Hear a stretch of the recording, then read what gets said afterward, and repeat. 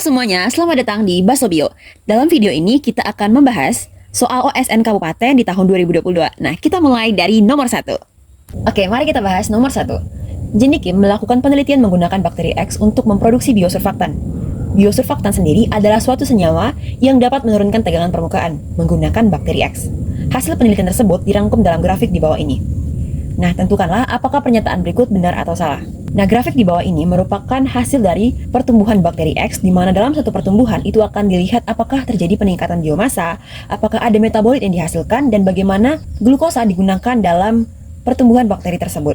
Nah, kita lihat pada grafik yang hijau adalah menandakan biosurfaktan yang dihasilkan oleh bakteri X, merah adalah penurunan permukaan oleh surfaktan yang dihasilkan, yang hitam menandakan biomasa dari bakteri X, sedangkan yang merah muda adalah glukosa. Mari kita bahas satu-satu. Yang A, tidak terjadi pembelahan sel pada jam ke-96 sampai 144. Apakah benar? Nah, berarti yang A ini membahas terkait dengan pertumbuhan sel. Nah, jadi dalam pertumbuhan sel itu terbagi atas 4. Kita sebut dengan kurva pertumbuhan bakteri. Ada yang kita sebut dengan fase lag. Fase lag ini merupakan fase adaptasi. Kenapa disebut dengan fase adaptasi? Nah, jadi dalam mikrobiologi, ketika ada suatu koloni bakteri kita pindahkan dari suatu media lama, di mana media lama ini mengandung nutrisi.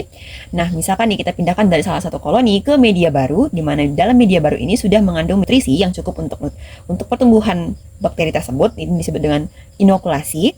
Nah, bakteri-bakteri yang dipindahkan ke media baru akan beradaptasi, di mana sel tidak akan bertambah, tetapi sel ini mempersiapkan dirinya untuk melakukan pembelahan, disebut dengan fase lag atau fase adaptasi.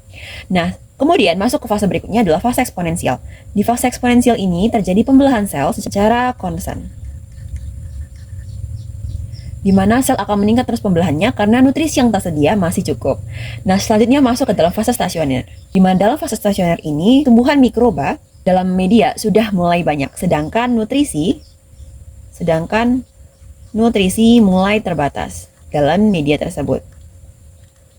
Nah, oleh karena itu mulailah terbatas.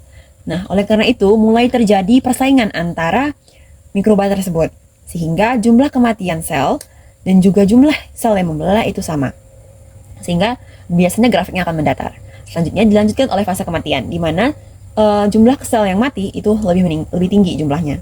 Nah, balik lagi ke fase stasioner, kompetisi antara mikroba ini biasanya terjadi ketika ada bakteri yang menghasilkan metabolit sekunder. Nanti kita bahas ya apa itu metabolit sekunder. Nah, metabolit sekunder inilah yang menjadi bentuk pertahanan dari mikroba ini dalam menghadapi cekaman dalam hidupnya. Nah, jadi adanya metabolit sekunder ini dan adanya kompetisi pada mikroba, sehingga mikroba yang kuat akan bertahan, sedangkan yang lemah tentunya akan mati. Nah, balik lagi kita bahas ke soal. Nah, kalau kita lihat pada grafik bagian ini, kita sebut sebagai fase lag atau fase adaptasi tadi. Nah, kita lihat yang warna hitam, di mana sudah mulai terjadi peningkatan, artinya di sini adalah fase eksponensial.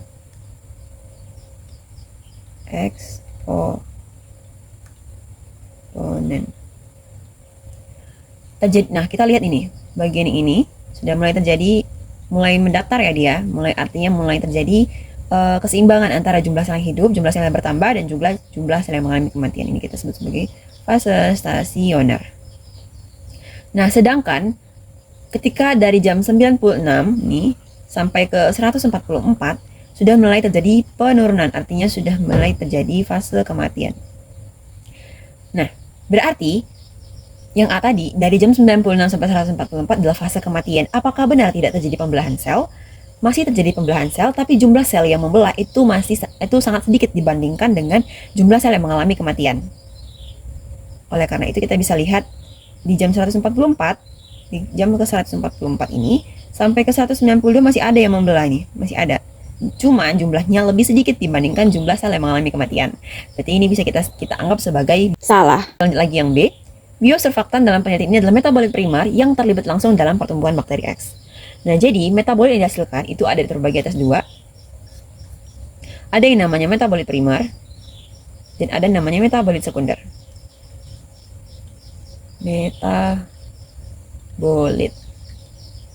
Metabolit ini adalah hasil dari metabolisme, oke? Nah, metabolit primer, kita bahas metabolit primer, ini adalah metabolit yang terlibat langsung dalam pertumbuhan dan perkembangan dari bakteri. Sedangkan sekunder tidak terlibat langsung dalam pertumbuhan, tapi umumnya dia terlibat dalam cekaman atau berbagai fungsi lainnya. Tapi umumnya biasanya dalam cekaman. Nah, kita lihat pada grafik. Ketika sudah mulai memasuki fase kematian, dari fase stasioner ke fase kematian, surfaktan yang dihasilkan itu semakin meningkat. Artinya apa? Artinya untuk mempertahankan hidupnya dalam kompetisi untuk memperebutkan nutrisi dalam media, mikrobakteri X ini akan menghasilkan biosurfaktan gitu untuk mempertahankan hidupnya. Sehingga bakteri-bakteri yang lemah itu tidak bisa bertahan dan mengalami kematian. Nah, oleh karena itu, pada masa kritis disebut dengan dari fase stasioner ke fase kematian, itu jumlah biosurfaktannya meningkat gitu. Sedang bisa kita lihat ketika jumlah biosurfaktannya meningkat, maka tegangan permukaannya juga akan semakin turun. Gitu. Berarti yang B ini adalah salah. Ini juga tadi salah. Yang A. Kenapa? Karena masih terjadi pembelahan. Nah, yang C, metode kultur yang digunakan terhadap bakteri S adalah batch culture, di mana nutrisi hanya diberikan sekali di awal. Ini benar, karena kita lihat glukosa yang digunakan itu sekali aja. Karena lihat nih, grafik yang warna merah muda, garis yang warna merah muda, nah, yang ini, dia sekali mengalami penurunan langsung. Karena dia sekali pertumbuhan, karena dalam satu fase gitu. Karena langsung ada fase lag, fase eksponensial, fase stasioner, dan fase kematian. Dan kita lihat grafik glukosa langsung menurun gitu, artinya dalam sekali pemberian di awal. Berarti benar ya? Benar. Nah, yang D, jika fase eksponensial diperpanjang, kemungkinan dapat dihasilkan lebih banyak biosurfaktan. Apakah benar? Apakah benar ketika kita perpanjang eksponensial ini akan menghasilkan lebih banyak biosurfaktan? Jawabannya tidak. Kenapa? Karena justru biosurfaktan itu dihasilkan dari fase stasioner, ya, fase stasioner nih, yang datar-datar ini, hingga fase kematian. Jadi, ketika jumlah nutrisi dalam media tersebut masih ada, artinya tidak akan terjadi kompetisi, sehingga mereka tidak menghasilkan metabolit sekunder untuk pertahanan diri dalam cekaman. Artinya, ketika kita memperpanjang fase eksponensial pun, istilahnya nutrisinya tidak terbatas bagi mikroba, maka biosurfaktan itu tidak akan lebih banyak dihasilkan. Justru metabolit sekunder seperti biosurfaktan itu dihasilkan lebih banyak ketika dia mengalami cekaman, artinya dalam fase stasioner hingga fase kematian gitu ya. Jadi yang D ini adalah salah. Jadi A itu tadi salah, B itu tadi salah, C itu tadi benar, dan D itu salah. Oke, sekian pembahasan hari ini. Sampai jumpa di pembahasan berikutnya. Jangan lupa like, comment, dan subscribe. Bye bye.